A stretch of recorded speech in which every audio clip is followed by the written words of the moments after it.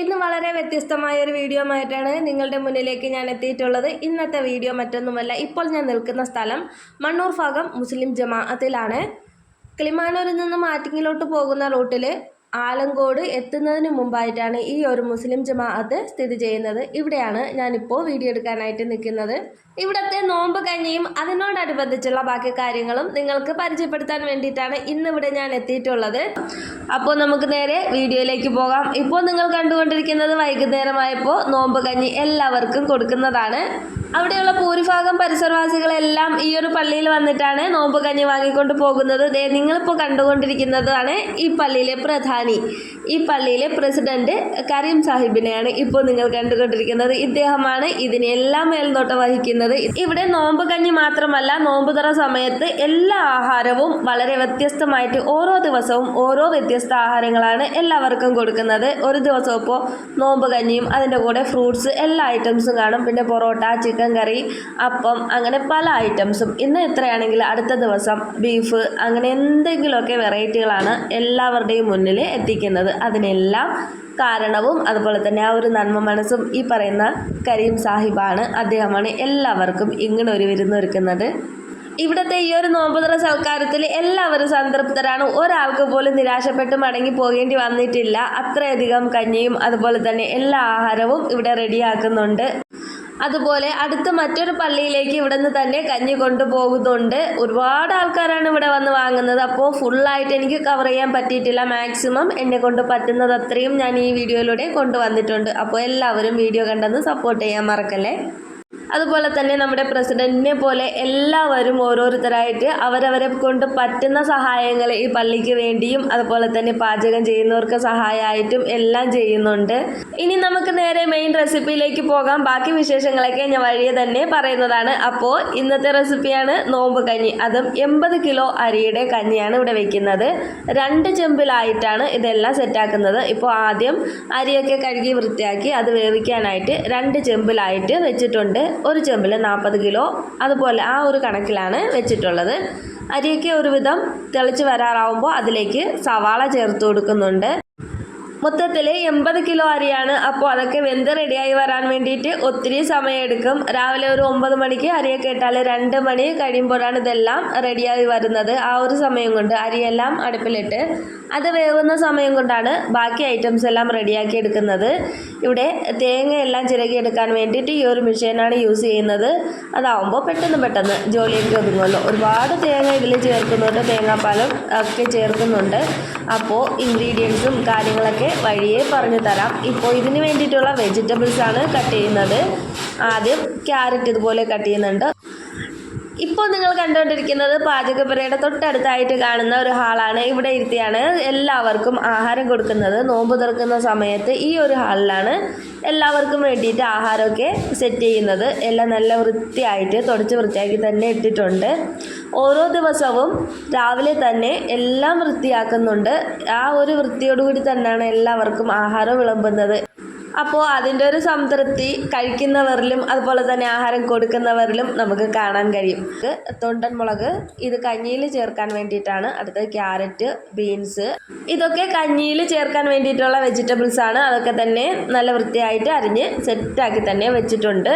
നോമ്പ് കഞ്ഞി എന്ന് പറയുന്നത് വെറും ഒരു കഞ്ഞിയല്ല, അതൊരു ഔഷധം കൂടിയാണ്. അപ്പോൾ അതിലേക്ക് ചേർക്കേണ്ട എല്ലാ ചേരുവകളും കറക്റ്റായിട്ട് ചേർന്നാൽ മാത്രമേ അതിനൊരു ടേസ്റ്റും ഉണ്ടാവുള്ളൂ, അതുപോലെ തന്നെ അത് ഔഷധമായി തീരുകയുള്ളൂ. അതിന് വേണ്ടിയിട്ട് ഒരുപാട് മസാലകളൊക്കെ ഇതിലേക്ക് ചേർക്കുന്നുണ്ട്.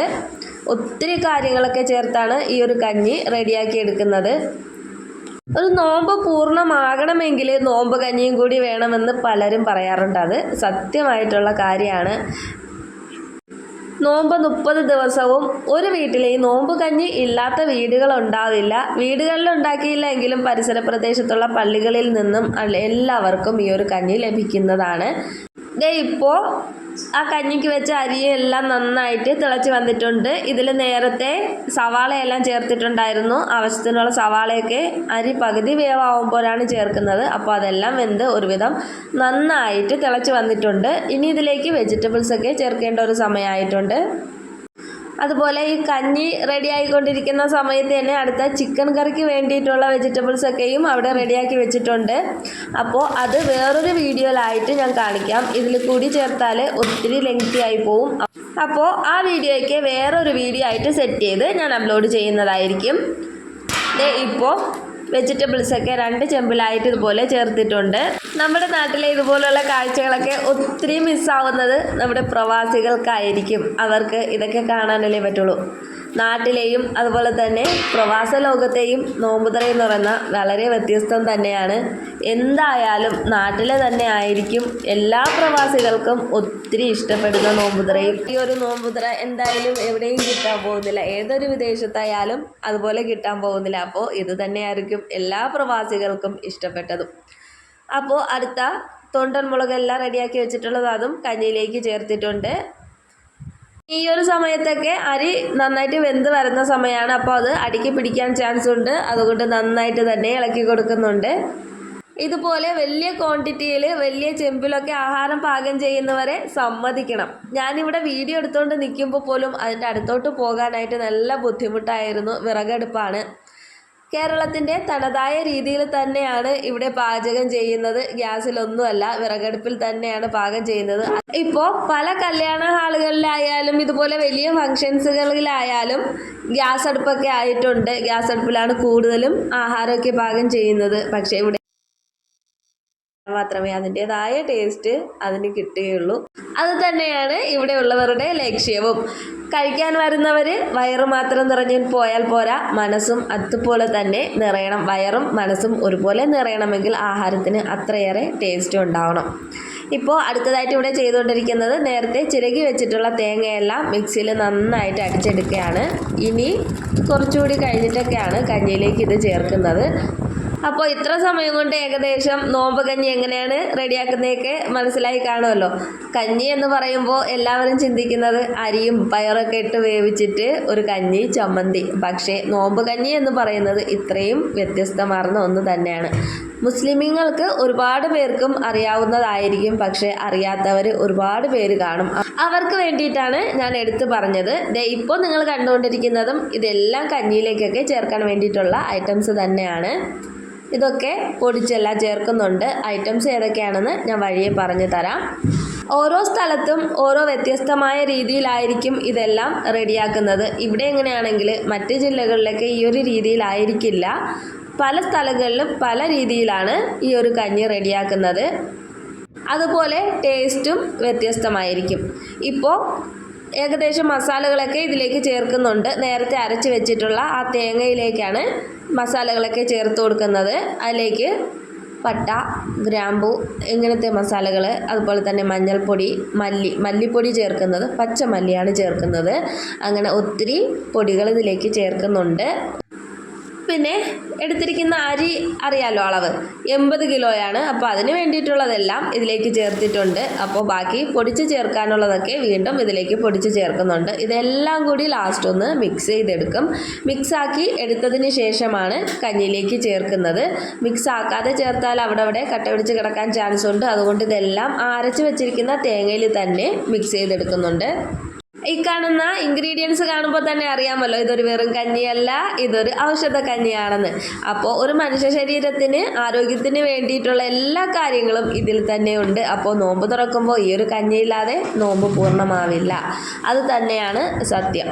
അപ്പോൾ എല്ലാ പള്ളികളിലും ഈ ഒരു നോമ്പ് കഞ്ഞി എല്ലാ നോമ്പിനും ഉണ്ടായിരിക്കുന്നതാണ്. അതുപോലെ ഒരു ദിവസം ഈ ഒരു സാദാ കഞ്ഞിയാണെങ്കിൽ, ഈ ഒരു നോമ്പ് കഞ്ഞിയാണെങ്കിൽ പിറ്റേ ദിവസം മസാലക്കഞ്ഞി എന്ന് പറയുമ്പോൾ കുറച്ചും കൂടി ടേസ്റ്റ് കൂടും. ഒരു ബിരിയാണിയിലേക്ക് ഒരു ടേസ്റ്റിൽ വരും. അതും ഇതിനേക്കാളും അടിപൊളിയാണ് ഇതും. രണ്ടും ഒന്നിനൊന്ന് മെച്ചം എന്ന് പറയാം. അപ്പോൾ ആ ചേർത്ത് വെച്ചിട്ടുള്ള മസാലകളും തേങ്ങാപ്പാലിലേക്ക് ചേർത്ത് വെച്ചിട്ടുള്ള മസാലകളെല്ലാം ദേ ഈ ഒരു കഞ്ഞിയിലേക്ക് ചേർത്ത് കൊടുക്കുന്നുണ്ട്. 2 ചെമ്പിലായിട്ടും ചേർത്ത് കൊടുക്കുന്നുണ്ട്.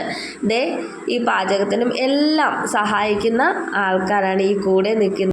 ഇവിടെ സഹായിക്കാനൊക്കെ വരുന്നത് പാചകക്കാർ മാത്രമല്ല, പള്ളിയിലെ ഓരോ കാര്യങ്ങൾ നോക്കി നടത്തുന്നവരും ഇതിലേക്ക് വരുന്നുണ്ട്. അതിലെ മെയിൻ ആളിനെ തന്നെയാണ് നിങ്ങളിപ്പോൾ കണ്ടത്.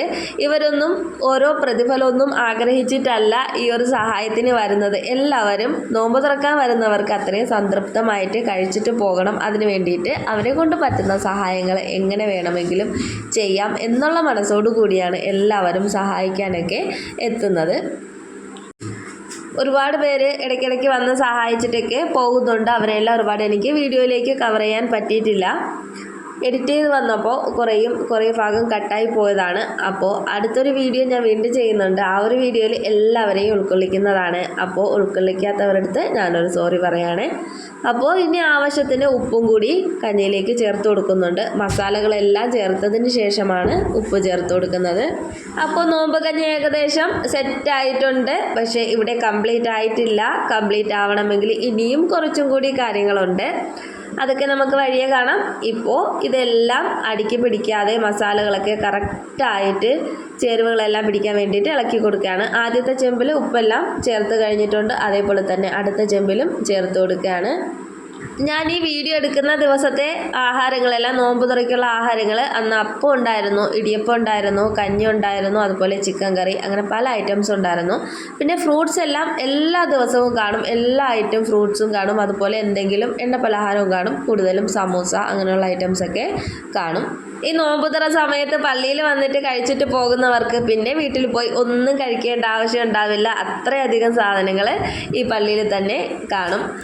ഇനി അടുത്ത പ്രൊസീജിയറാണ് കഞ്ഞിയിലേക്ക് കടുക് വറുത്തൊഴിക്കുന്നത്. അതിന് വേണ്ടിയിട്ട് ഒരു ഇരുമ്പ് ചട്ടി വെച്ചിട്ടുണ്ട്. അതിലേക്ക് ആവശ്യത്തിന് വെളിച്ചെണ്ണ ചേർത്ത് കൊടുത്തിട്ടുണ്ട്. വെളിച്ചെണ്ണയിലേക്ക് കടുകിട്ട് പൊട്ടിക്കുന്നുണ്ട്. കഞ്ഞി ആ ഒരു സമയം കൊണ്ട് നന്നായിട്ട് തിളച്ച് കുറുകി വന്നിട്ടുണ്ട്. നേരത്തെ ചെമ്പെല്ലാം നന്നായിട്ട് അടച്ചു വെച്ചിട്ടുണ്ടായിരുന്നു. ഇപ്പോൾ ഒരു അരടപ്പാക്കി വെച്ചിരിക്കുന്നത് കടുകെല്ലാം വറുത്ത് വീത്താൻ വേണ്ടിയിട്ടാണ്. ഇപ്പോൾ കഞ്ഞിച്ചെമ്പ് വെച്ചിരിക്കുന്ന അടുപ്പിൽ തീയൊന്നുമില്ല. തീയെല്ലാം അണച്ച് റെഡിയാക്കി വെച്ചേക്കാണ്. പിന്നെ കഞ്ഞി ഒരുപാടങ്ങ് കുറുകി പോവേണ്ട ആവശ്യമില്ല. കഞ്ഞിയാണല്ലോ, കുറച്ചുകൂടി ലൂസായിട്ടിരിക്കണം. അപ്പോൾ ഇനി ഇതിലേക്ക് കടുക് വറുക്കാൻ വേണ്ടിയിട്ട് എണ്ണയിലേക്ക് കടുകിട്ട് പൊട്ടിച്ചിട്ടുണ്ട്. ഇനി ഇതിലേക്ക് ചേർക്കാനുള്ളത് വറ്റൽമുളക്, ചെറിയുള്ളിയും ആവശ്യത്തിന് ഇതുപോലെ അരിഞ്ഞു വെച്ചിട്ടുണ്ട്. ആദ്യം ചെറിയുള്ളി ചേർത്ത് കൊടുക്കുന്നുണ്ട്. ചെറിയുള്ളി നന്നായിട്ട് മൂത്ത് വരുമ്പോഴാണ് വറ്റൽമുളകും കൂടി ചേർത്ത് കൊടുക്കുന്നത്. അപ്പോൾ ഈ ഒരു വറവും കൂടി ഇടുമ്പോഴാണ് ആ കഞ്ഞി അതിൻ്റേതായ രീതിയിൽ പൂർണ്ണതയിൽ എത്തുന്നത്. പിന്നെ ഇതിലേക്ക് ആവശ്യത്തിന് കറിവേപ്പില കൂടി ചേർത്ത് കൊടുക്കും. പിന്നെ മുരിങ്ങയില സാധാരണ ചേർക്കാറുണ്ട്. അന്നത്തെ ദിവസം മുരിങ്ങയില കയ്യിൽ കിട്ടാത്തത് കൊണ്ട് കറിവേപ്പില മാത്രമേ ചേർത്തിട്ടുള്ളൂ. അങ്ങനെ കടുക് വറുക്കാനുള്ളതും ഇവിടെ സെറ്റായിട്ട് വരുന്നുണ്ട്. അതും കൂടി മൂത്ത് പോയി കഴിഞ്ഞാൽ കഞ്ഞിയിലേക്ക് ചേർത്ത് കൊടുക്കാം. അപ്പോൾ നോമ്പ് കഞ്ഞി സെറ്റായി. അത് കഴിഞ്ഞതിന് ശേഷമാണ് അടുത്ത ജോലിയിലേക്ക് കടന്നത്. അടുത്ത ജോലി എന്ന് പറഞ്ഞത് ചിക്കൻ കറിയാണ്. ചിക്കൻ കറിയുടെ റെസിപ്പി ഞാൻ ഈ വീഡിയോയിൽ ഉൾപ്പെടുത്തുന്നില്ല. അതും കൂടി ആകുമ്പോൾ വീഡിയോ ഒത്തിരി ലെങ്തി ആയി പോവും. അതുകൊണ്ട് ചിക്കൻ കറി അടുത്ത ദിവസത്തേക്ക് ഞാൻ മാറ്റി വെച്ചിരിക്കുകയാണ്. അത് അടുത്തൊരു വീഡിയോയിലേക്ക് അപ്ലോഡ് ചെയ്യുന്നതാണ്. അപ്പോൾ കഞ്ഞിയിൽ ചേർക്കാനുള്ള വറവെല്ലാം റെഡി ആയിട്ടുണ്ട്. ഇനി പതുക്കെ അതിലേക്ക് അങ്ങ് ചേർക്കാം. അതും കൂടി ചേർത്ത് കഴിഞ്ഞ ശേഷം പിന്നെ ഇതിലേക്ക് ചേർക്കുന്നത് ആവശ്യത്തിന് നെയ്യാണ്. അപ്പോൾ ഇതിലേക്ക് വേണ്ട എല്ലാ ഐറ്റംസും ആയിട്ടുണ്ട്. ഈ ഒരു കഞ്ഞിയുടെ ആ മസാലയുടെയൊക്കെ മണം ഉണ്ടല്ലോ, അത് പറഞ്ഞറിയിക്കാൻ പറ്റാത്തൊരു മണം തന്നെയാണ്. ആ നോമ്പ് തുറക്കുന്ന സമയത്ത് ഇതെല്ലാം കൂടി ആവുമ്പോൾ എല്ലാവരും സന്തോഷത്തോടെയാണ് കഴിച്ചിട്ട് ഈ ഒരു പള്ളിയിൽ നിന്ന് പിരിഞ്ഞു പോകുന്നത്, നമസ്കാരമൊക്കെ കഴിഞ്ഞതിന് ശേഷം. അപ്പോൾ എല്ലാവരും മണ്ണൂർ ഭാഗം പള്ളിയിൽ പോയിട്ടില്ല എന്നുണ്ടെങ്കിൽ ഒന്ന് പോയി സന്ദർശിക്കാൻ മറക്കല്ലേ. അങ്ങനെ 2 ചെമ്പിലും കടുകും വറുത്തിട്ട് അതിലേക്ക് നെയ്യും കൂടി ചേർത്ത് കൊടുത്തിട്ടുണ്ട്. ഇതെല്ലാം ചേർത്തതിന് ശേഷം വീണ്ടും അത് മൂടി വയ്ക്കും. മൂടി വെച്ചതിന് ശേഷം ഏറ്റവും ലാസ്റ്റ് വിളമ്പാൻ നേരത്ത് മാത്രമാണ് മൂടി മാറ്റുന്നത്. എന്നിട്ട് നന്നായിട്ടൊന്ന് മിക്സ് ചെയ്തെടുക്കും. അത്രയായപ്പോൾ കഞ്ഞിയുടെ പണിയെല്ലാം ഇവിടെ കഴിഞ്ഞിട്ടുണ്ട്. ഇനി ഇതെല്ലാം അടച്ച് സെറ്റാക്കി വെക്കാം. ലാസ്റ്റ് നമ്മുടെ പ്രസിഡൻറ്റ് വീണ്ടും എത്തിയിട്ടുണ്ട്. ഇതെല്ലാം സെറ്റായിട്ടുണ്ടോ എന്ന് നോക്കാൻ വേണ്ടിയിട്ട്. എല്ലാം വെച്ചാൽ മാത്രം പോരല്ലോ, എല്ലാം സെറ്റ് ആവണമല്ലോ. അപ്പോൾ അതെല്ലാം നോക്കാനായിട്ടും എത്തിയിട്ടുണ്ട്. ഇതിനിടയ്ക്ക് 2-3 പ്രാവശ്യം വന്ന് ഹെൽപ്പൊക്കെ ചെയ്തിട്ട് പോയിട്ടുണ്ടായിരുന്നു. അദ്ദേഹത്തിൻ്റെ ആ ഒരു മനസ്സ് എടുത്തു പറയേണ്ട ഒന്ന് തന്നെയാണ്. കാരണം എല്ലാവരെയും സന്തോഷിപ്പിക്കാൻ വേണ്ടിയിട്ട് എന്ത് വേണമെങ്കിലും ചെയ്യും എന്നൊരു മനസ്സ് തന്നെയാണ്. അദ്ദേഹം എപ്പോഴും പറയുന്ന ഒരു കാര്യം എന്ന് വെച്ചാൽ കഴിക്കാൻ വരുന്നവർക്ക് ഒരു ബുദ്ധിമുട്ടും ഉണ്ടാവരുത്. അതുപോലെ തന്നെ അവർ സന്തോഷമായിട്ട് തന്നെ കഴിച്ചിട്ട് പോകണം. മനസ്സും വയറും ഒരുപോലെ നിറയണം. അതുപോലെ അടുത്ത ദിവസത്തേക്ക് വേണ്ടിയിട്ടുള്ള അരിയും സാധനങ്ങളും എല്ലാം ഇവിടെ സെറ്റാണ്. ആ ഒരു വീഡിയോ ഒക്കെ ഞാൻ എടുത്തിരുന്നു, പക്ഷേ എനിക്കത് ഇതിലേക്ക് ഉൾക്കൊള്ളിക്കാൻ പറ്റിയിട്ടില്ല. അതും കൂടി ആകുമ്പോൾ വീഡിയോ ഒത്തിരി ലെങ്തി ആയി പോവും.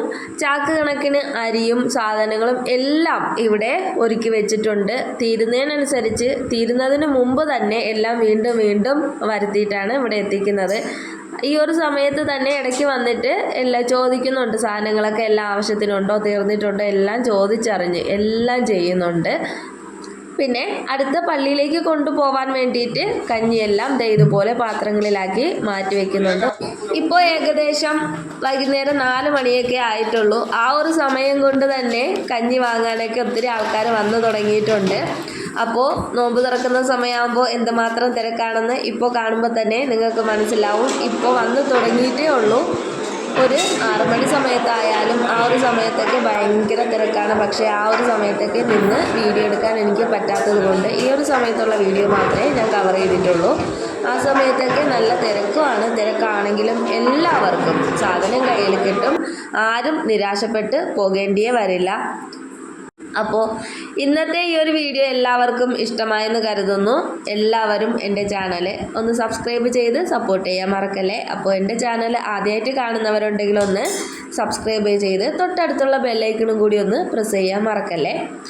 അപ്പോൾ നമുക്കിനി അടുത്തൊരു വീഡിയോ ആയിട്ട് കാണാം. ഇതിൻ്റെ 2ാം ഭാഗം തന്നെ ഉടനെ വരുന്നതാണ്. അതുപോലെ വെറൈറ്റി വീഡിയോസ് ഇനിയും അപ്ലോഡ് ചെയ്യുന്നതാണ്. വീഡിയോ കണ്ട് ലൈക്ക് ചെയ്യാൻ മറക്കരുത്. അതുപോലെ തന്നെ നിങ്ങളുടെ കൂട്ടുകാരിലും ബന്ധുക്കളിലേക്കൊക്കെ ഒന്ന് ഷെയർ ചെയ്ത് കൊടുക്കാൻ മറക്കരുത്. എന്താണോ നിങ്ങളുടെ അഭിപ്രായം അത് കമൻ്റായിട്ട് അറിയിക്കാനും മറക്കല്ലേ. എല്ലാ കമൻറ്റിനും ഞാൻ റിപ്ലൈ തരുന്നതായിരിക്കും. അപ്പോൾ എന്ത് അഭിപ്രായമായാലും നിങ്ങൾക്ക് കമൻറ്റിലൂടെ അറിയിക്കാവുന്നതാണ്. അപ്പോൾ ഇന്നത്തെ വീഡിയോ ഇത്രയേ ഉള്ളൂ.